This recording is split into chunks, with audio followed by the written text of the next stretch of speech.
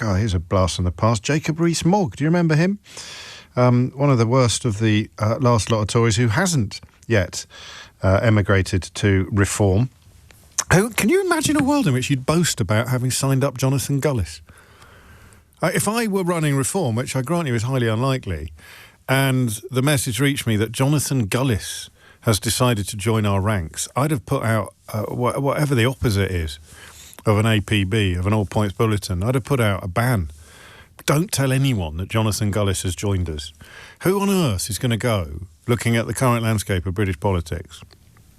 I quite like the look of these lot, the racists who take bribes from the Kremlin. I like the look of them. But I'm not quite ready to join them yet. Jonathan Gullis has signed up with them, has... Oh, OK, yeah, then I am definitely going to throw my lot in with the racists who take bribes from Kremlin stooges. They're my people. They're my people. They're good old Gullis. Imagine that. Imagine thinking, Jonathan Gullis, seriously. I'm not here to give advice to Nigel Farage or indeed 30p Lee or any of them. But I'd have kept that one under your hats, lads. Jonathan Gullis has joined us. We must be doing something right. Said nobody ever. In fact, I mean, the people who'd really want the news out there would be the Tories. We are no longer a party in which Jonathan Gullis or Nadine Dorries feel at home. So Kemi Badenoch can't be doing as bad a job as she appears to be doing to the rest of us because Jonathan Gullis and Nadine Dorries have now left the party, as well as some people that you've never heard of. But you've only heard of them because even by the standards of the Tory party under Boris Johnson, they were unbelievably awful. Plenty of middlingly awful people who lost their seats at the last election or who resigned and then didn't resign and then resigned and didn't resign and didn't resign and then resigned and then got hired by the Daily Mail. But you never heard of them because they weren't quite awful enough to merit attention. Jonathan Gullis is joining us. Let's put out a press release. Wow. 25 to 12 is the time. I don't know. Could you replace Jonathan Gullis with AI? I doubt it. What's the opposite of AI? Artificial thickness, I suppose. Maybe he could be replaced by AT. Get that to fill whatever hole it is that Jonathan Gullis has left, wherever it is he's left, to join Reform. For those of you not up to speed with some of the stuff that we've been talking about, and I'm by far the I'm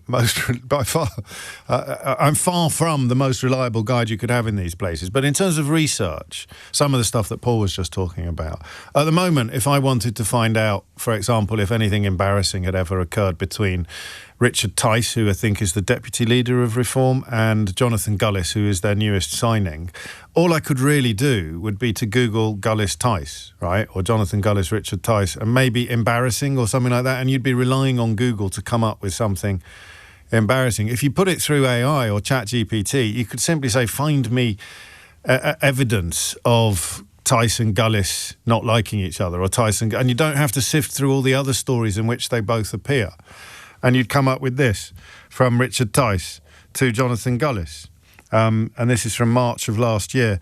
With a special Easter message to Tory MP Jonathan Gullis, given the multiple bits of embarrassing personal information we have on you, I suggest you pipe down on your attacks against me.